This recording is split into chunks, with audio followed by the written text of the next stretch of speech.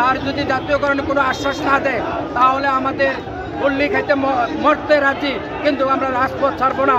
আমাদের দাবি আদায় করে ইনশাল্লাহ এখান থেকে যাব।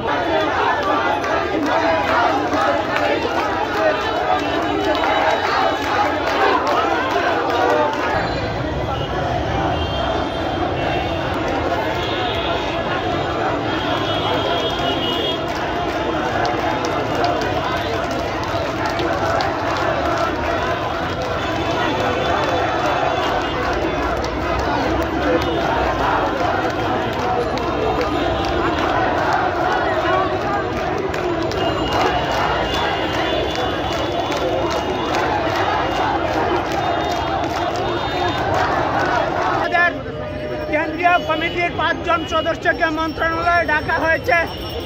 ওনারা বলেছেন আপনারা আমাদেরকে সময় দিতে হবে। আমরা কমিটি বলছে যে আমরা আপনাদেরকে সময় দিতে বাধ্য, কিন্তু এই যে আশ্বাসটা আমার কথায় সাধারণ শিক্ষক মানবে না।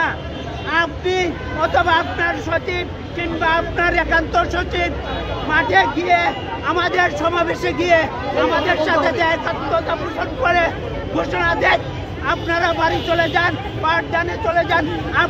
আমরা আপনাদের দাবি পূরণ করছি।